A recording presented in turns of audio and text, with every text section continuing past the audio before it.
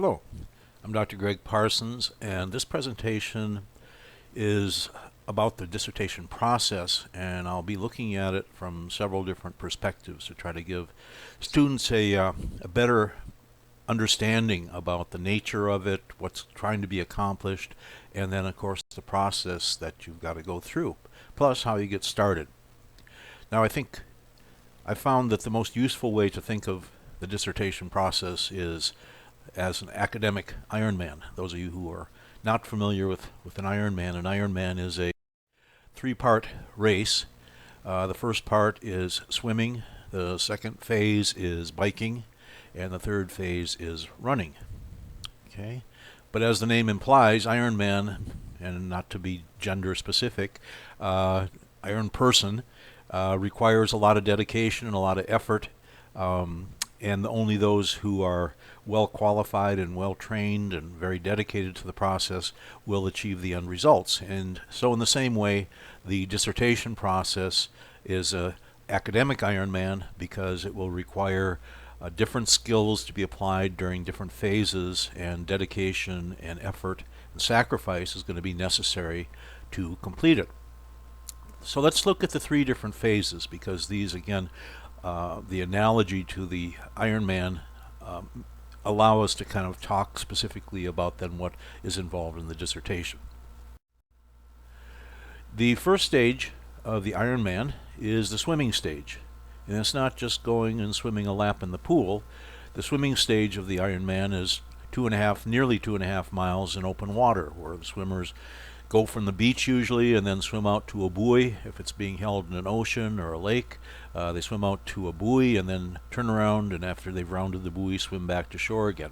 Okay, we call this stage in the dissertation process the prospectus stage, and the prospectus stage requires you to complete what's called a prospectus template. This is a working document that will be passed back and forth between the student and their advisor until 7 different areas have been completed. The prospectus template requires defining what the topic is, what the area that you're going to be working in, but also, and probably more importantly than exactly what the topic is what literature is it being based upon. Okay, literature, of course, is what we read in the peer-reviewed journals about a specific topic, because it tells us what theories have been developed and what studies have been done, what empirical evidence has been collected, and more or less the state of the art in any one specific area. Okay, so the dissertation process, the way it's currently set up at Kaiser, requires 2 separate streams of literature, one which we call the primary stream, and this stream would come out of your particular area of concentration. So if you're in a DBA program and you're a marketing student, then your primary stream of literature is going to come out of the marketing area, marketing journals. If you're in leadership, it's going to come out of the leadership journals. If you're in health science, then it's going to come out of the health science journals. Okay, so that's where the area that you should know most about. You should be more familiar with the people who are doing research in that area, the schools that specialize in that area, and the kind of the state of the art that's available in that particular area. However, in addition to the primary stream, you also have to have a secondary stream of literature, and I'll explain why in just a minute. The secondary stream of literature can come from a different field. It might come from psychology. It might come from an associated field in the leadership area. A lot of leadership literature, for example, comes out of psychology. So you could look at learning theories or cognitive cognitive science theories. You could look at decision theory. So there's lots of different ways to connect the primary stream with the secondary stream. And that connection between these 2 streams of literature, which basically provide the foundation or support for the work you want to do, we call that the gap. The gap is where these 2 streams of literature you might think of it forming a fork in the road. They come together at some point where they're close enough that you say, this is an area that I can work. The gap hasn't been bridged yet, okay, but I can see how using these 2 streams together in the work that's been done would allow me to suggest something that I could then use as my research topic. So generally the streams of literature and the gap then form the the basis of what the topic is. What's the research question? Okay, this gets a little more specific. Exactly what are you trying to explore? And this gets, again, converted into hypotheses. What are the variables? Because all of our dissertations are required to have some degree of empirical evidence and quantitative measures associated with them, you'll have to define what your variables are going to be used that you're going to go out and measure or observe. And then finally, how are you going to collect data on those variables? Okay.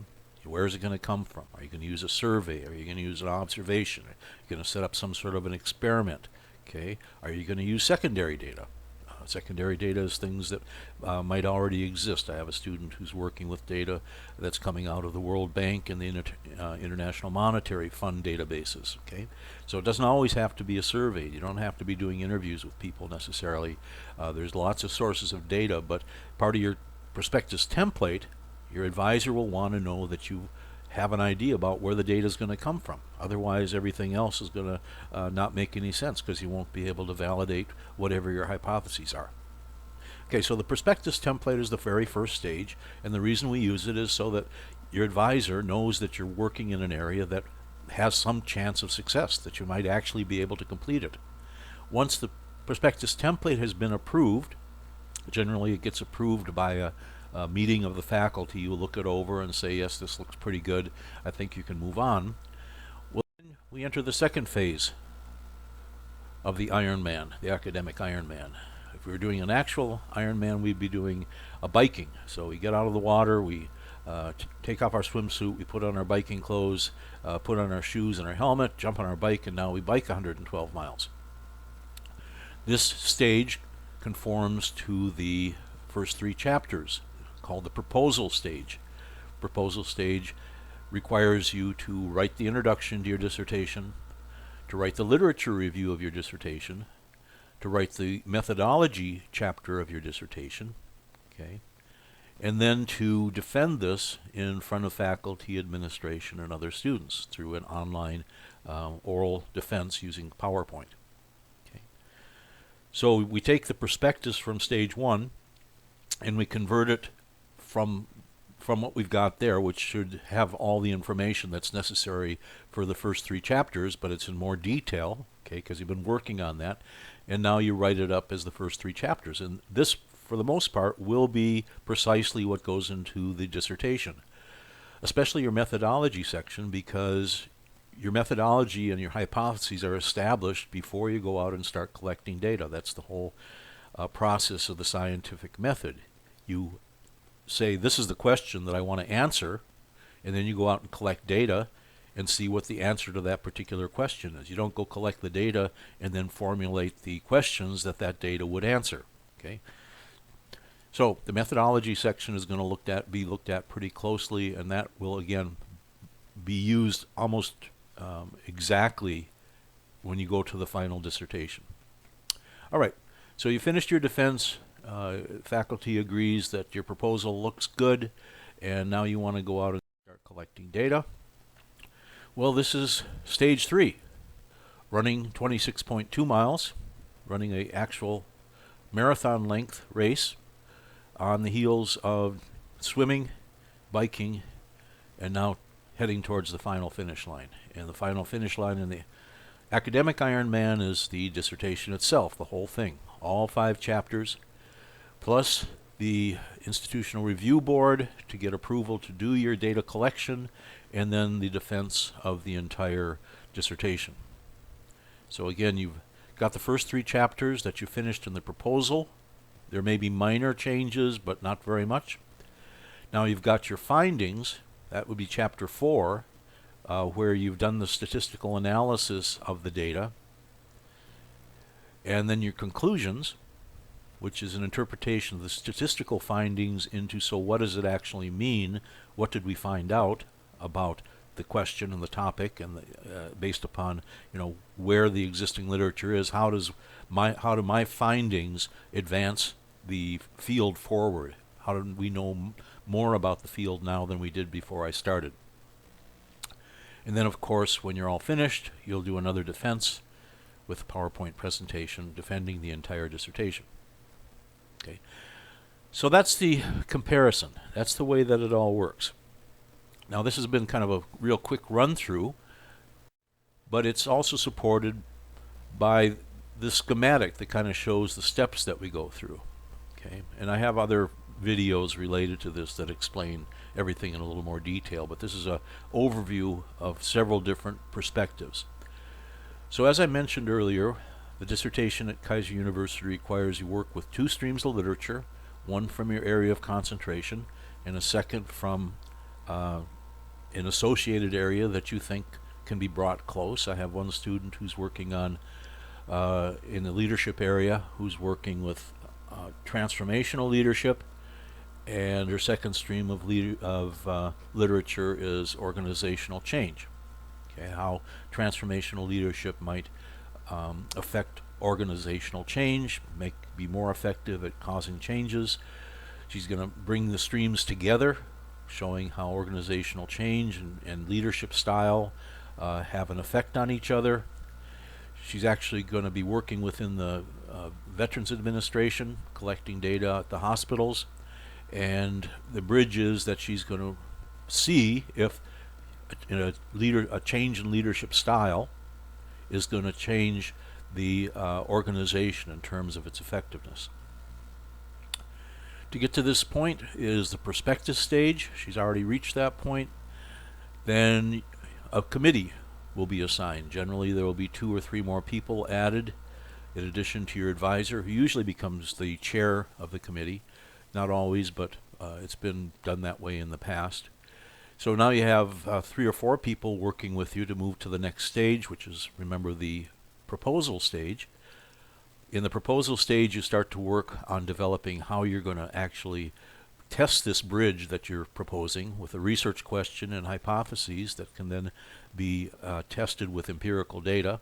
You'll also need to design how you're going to collect the data, if you're going to be using a survey, or you're going to be doing something with SurveyMonkey or something like that, or whether you're going to be doing an experiment of some sort. I had a student recently that was going to use video clips and have people respond to how well they remembered what was going on in the video clip. So there's different ways of developing this, and are you expected to just invent this on your own? No, that's one of the other advantages that reading the literature will provide, is you'll look at studies where people have already developed instruments, data collection instruments, or surveys, for example, that do collect the information that you're going to want. And so you're usually, strongly recommended to use an existing instrument that's already been tested as being valid and reliable to collect the data that you need. Okay, so we get through this stage, and this again turns into the first 3 chapters of the dissertation: the introduction, the literature review, and then the methodology section. Then you defend this. Then, before you can collect data, you need to get approval from the Institutional Review Board, which is basically wants to know that you're not going to be violating people's privacy or doing cruel and unusual things to them while you're collecting your data, running experiments, and so on. So you have to basically tell the IRB everything that you plan to do to collect the data, and then they look at it and decide whether it's appropriate or not, whether Kaiser University wants to put their stamp of approval on it.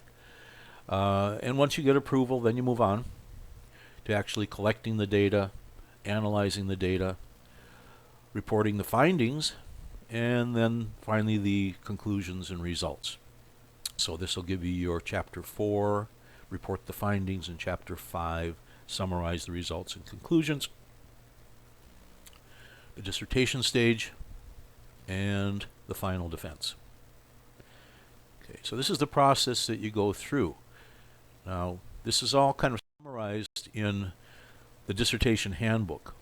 This is kind of a more detailed review of what I've talked about here. And I recently put this together, so it should look very similar to what I've just presented. You'll notice that it's been written for the DBA program. I expect I'll make a revised version for the Doctor of Health Science program, change the title so that you have something that's specific to that program, and the examples may change a little bit.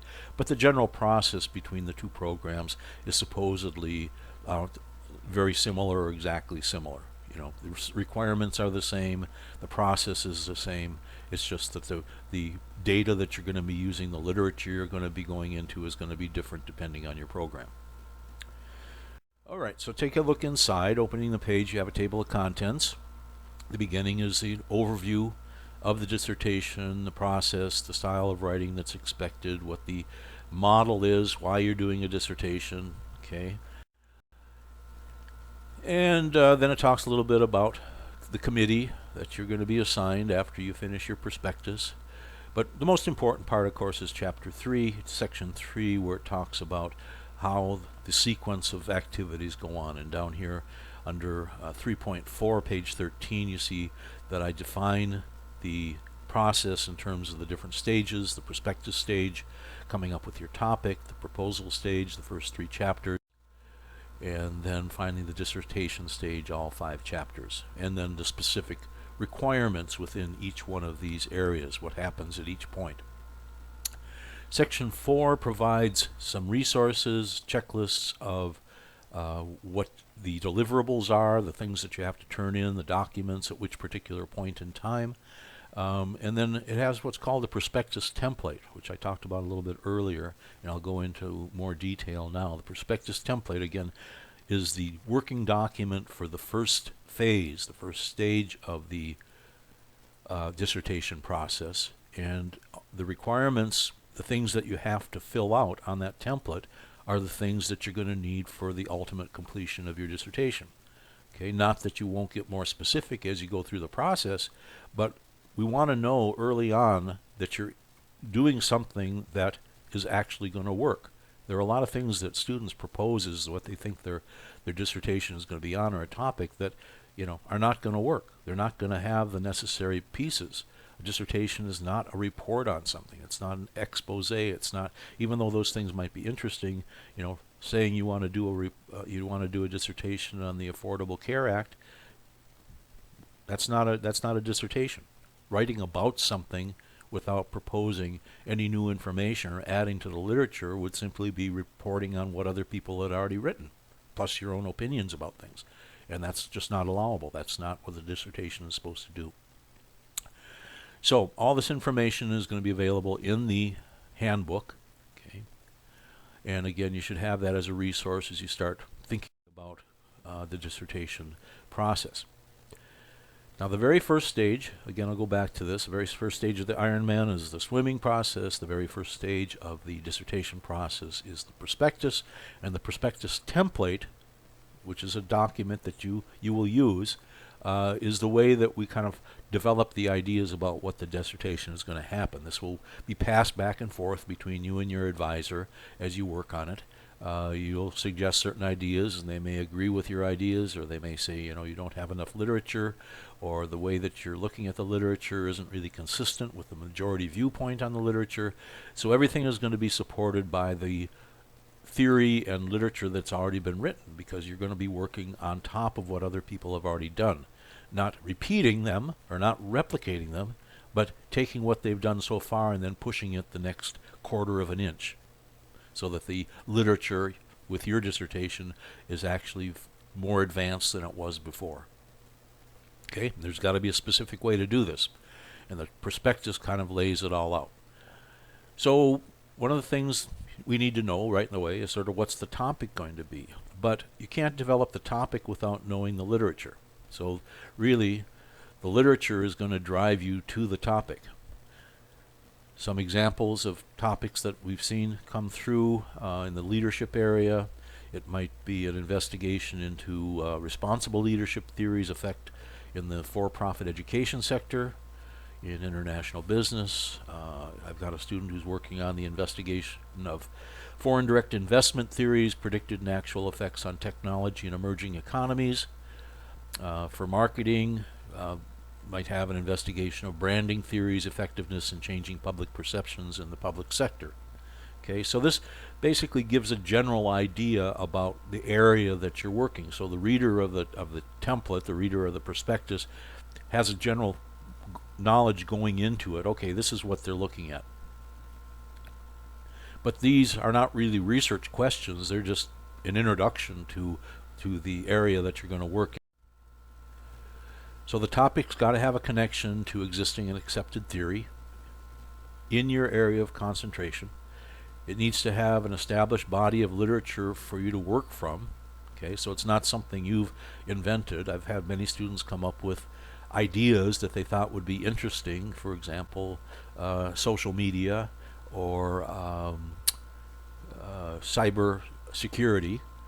Now, of course, these are interesting and they're current topics that people are writing about. The problem is when you go into the literature and you try to find literature, studies that have been done on, for example, the effects of social media on leadership, there hasn't been anything done. You've got nothing to build on. I might say, well, that's great. There's nothing there. You could invent it. A dissertation is not about inventing something brand new from scratch. A dissertation is about showing that you understand what's been done before and you're able to find a synthesis between theories that push it forward.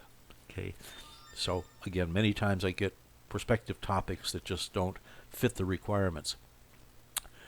So you got to be working in an established body of literature. You have to know that recent publications in your field are related to the topic that you're planning on talking about, so people are still interested in it. It's not a dead subject or something that never found the light of day. You've got to be able to show that your topic has adding value to existing research, and that even though you might be working in a specific environment, for example, your organization or something, that the what's going to result from your work can be generalized, can be taken to a broader context, so somebody outside of your organization might actually see value in what you've done. Okay, so sometimes people pick topics that are just very specific to one identifiable environment, that it would be difficult for anybody else to say, well, their results apply to my environment too, because the environment is too specific. Now, where does this topic come from? It comes from existing literature. So the primary stream is your area of concentration or the area that you're studying. If you're in the leadership field, then your primary stream of literature should be coming from leadership journals. If you're in marketing, they should be coming from marketing journals. If you're health science, they should be coming from health science journals. Okay, so you usually base it on a specific theory. The literature has to tie to accepted theory in peer-reviewed journals. There should be schools or universities that work in particular areas, and you should even be able to find particular points of view in these various schools. For example, in economics, there's the Friedman School of Free Market Economics, but then there's also other schools that look at economics from slightly different perspectives. In psychology, you have the Freudian school, and then you have the Jungian school. So there are different in the literature. There are different points of view that various researchers take, and they focus on different things. So you've got to understand those. And although your project, your thesis, your dissertation may end up having a practical application, it's got to be based on theory. And to show that this is actually an area that you've investigated and that there's literature out there, we want to see at least 6 articles from top peer-reviewed journals from that field, okay, that show that, yes, you have found an area that does have literature that you will be able to use. The 6 sample articles is just the beginning. Generally, by the time you finish a complete literature review in a particular area, you might have, 100, 150 articles referenced as you build your case for the work you want to do. Okay, but as I said earlier, one stream of literature is not enough, because you're going to be combining it, linking it, synthesizing it with another body of literature that you're going to be selecting particular things out of. So the second stream of literature needs to be developed in the same way. So if we're talking about leadership, and we've chosen a particular leadership theory that we want to use as our main stream of literature, for example, transformational leadership theory. Well, what are we going to use as our secondary stream? Well, as I mentioned earlier, a lot of leadership deals with psychological factors, so we might think of using leadership personality. And in psychology, there's a theory that says people have different personalities based on 5 different factors. One of them is being introverted or extroverted. One of them is whether you're conscientious or not. So there's 5 different dimensions that basically try to measure, assess a personality. So one might say, well, leaders have personalities. What would be interesting is if we could compare a particular leadership style with a particular set of personality characteristics. Okay? So that would be one example of one way you would work. It's been done before, so you would have to find a way to make it unique, but this would be the general idea as coming up with a secondary stream of literature. You might look at cognitive theory, learning theory, game theory, communications theory. In fact, I do have a student who's looking at leadership and working at it with a theory in communications called accommodative communications theory. The idea that we tend to change the way we communicate, whether it's body language, whether it's verbal language, but we change the way we communicate based upon who we're talking to. So, for example, you might say, well, a police officer who's talking to his buddies in the police station will communicate one way, but when he's giving you a traffic violation, he's going to communicate a different way, because there he wants to, or she wants to communicate their authority, where when they're dealing with their buddies, they want to communicate, well, we're alike, rather than we're different. Okay, so she's again combining accommodative communications theory with leadership to see how leaders change their communication style depending upon who they're communicating with. Again, just another example of how this all works. This would be one for international business, whether you could use knowledge capital as a approach towards vertical and horizontal internationalization. Okay. Second stream of literature needs the same thing. It has to be tied to existing theory, must be supported in peer-reviewed journals, has to have schools of thought on the subject, needs to have at least 6 sample articles to show that it's current topic of discussion among scholars. Then we get to the gap. The gap is where these 2 streams of literature can be brought close together. That's the job of the student, the researcher, is developing the literature streams so that they are focused and well-defined and that they can be theoretically linked. Research gap has to come from evaluation of the existing work in those 2 fields. Has to move from general research, the foundational literature, to the specific context of what you want to do with your research. Hopefully it's going to be interesting and prove to be significant in terms of what you're going to do. Has to be feasible. That it has to be, converted into a research question and hypotheses that can be tested. But you're not going to be doing something that somebody's done exactly the same thing. Okay, and it again is going to bridge the gap between 2 or more streams of literature. Now we get down to the research question. This kind of comes out of the gap. For example, does one thing cause another? Does effective transformational leadership cause increased worker satisfaction compared to effective transactional leadership? Does increased foreign direct investment increase the transfer of technology in emerging economies? Okay, so now we're getting down into being more specific of exactly what we're going to be looking at in our dissertation. But these are still too broad. These are just general ideas. Now we have to define them even further.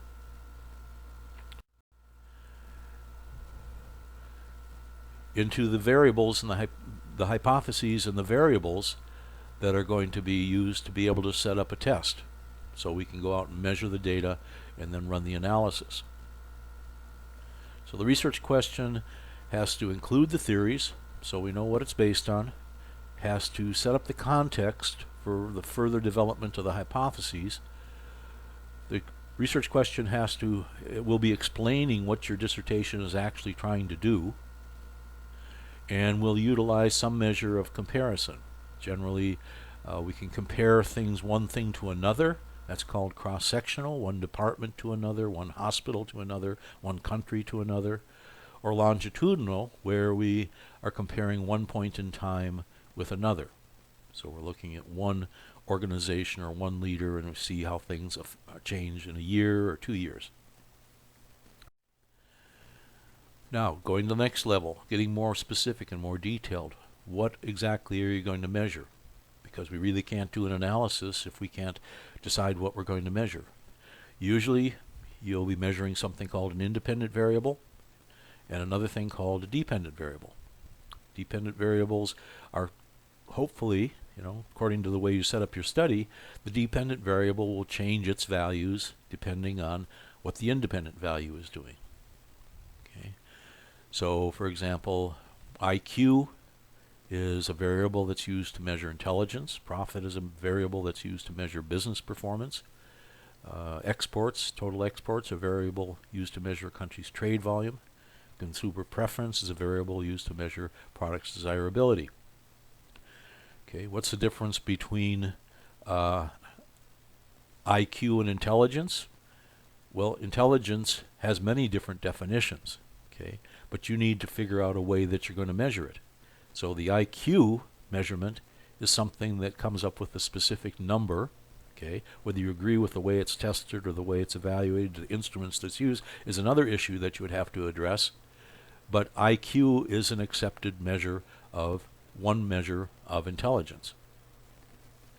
Okay, so that's what you've got to do. You've got to think about, so what are the variables going to be, and they have to be precisely enough defined that you'll actually be able to measure them. So they have to be well defined. They have to be established, and again, you'll find this in the literature. They have to have associated instruments that you can use, and they have to be related somehow. You don't want two things that are totally unrelated. You should have an idea already based upon the literature that these two things that you're going out to measuring, two or more things, have some relationship with each other.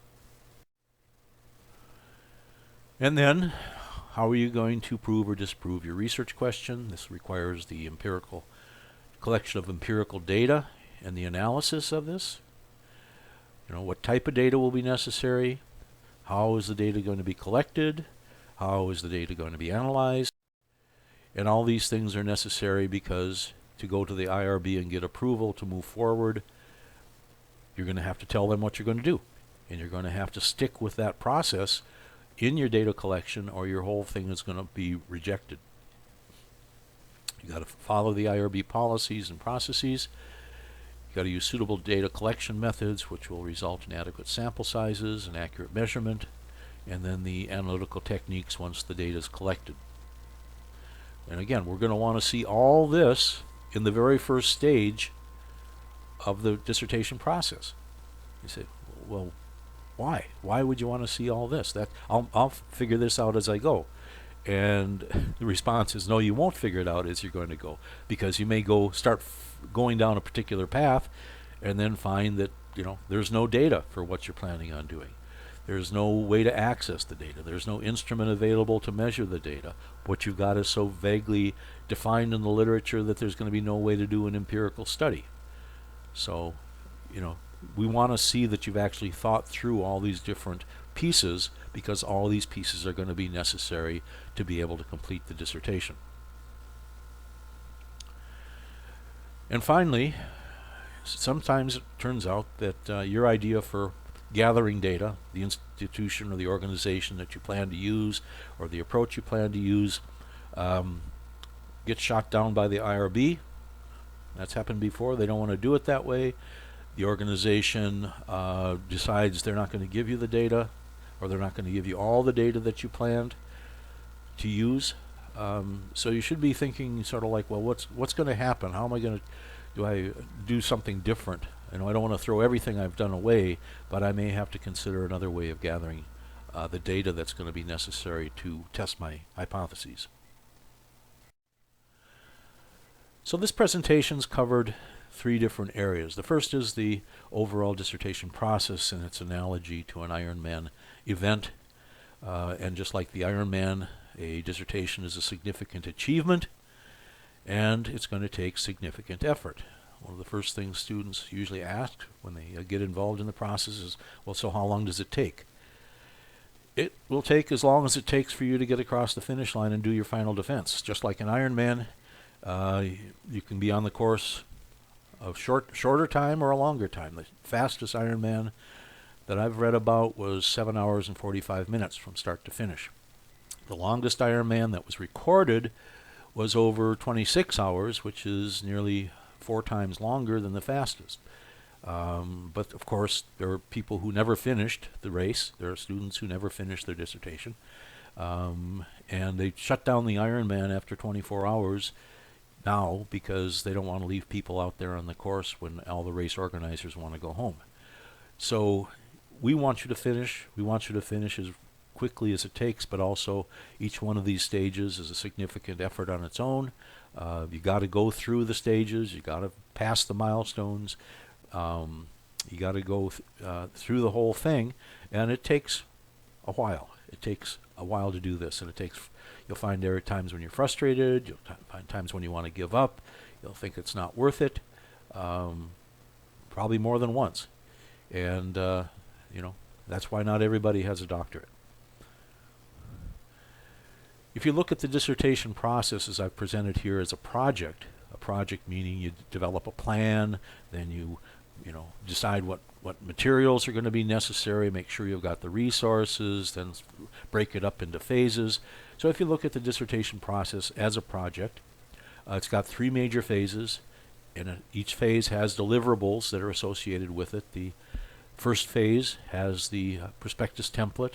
That has to be completed as a deliverable and approved by faculty before you can move on. The proposal stage has a deliverable. That's the first 3 chapters. Okay, has to be delivered and defended to be able to move on. Okay, final phase, also all 5 chapters has to be completed, turned in, defended to be accepted. So you can think of it as a project that you're working on, and those of you who have had a class on project management or been involved in that, could lay it out and right along the a timeline. Dissertation Handbook, which I mentioned briefly, is a overview of the entire process. Okay, provides the details that I wasn't able to get into here, and is a good reference as you get into the dissertation, you're starting to wonder about certain things. And the last thing I talked about was the prospectus template, because that's the first item, the first deliverable that's going to be necessary. But more than a deliverable, it's the communication device between you and your advisor who's working with you to get you on the right path. Okay. So it provides you with the different areas that you should be thinking about. It also then provides the advisor with a broken out document to look at to see where you have gaps, where things aren't falling in place, where you're short on literature, or where you're not making a lot of sense with what you're planning on doing, or when they say, well, you didn't mention what variables you were going to measure. I think you better start thinking about that.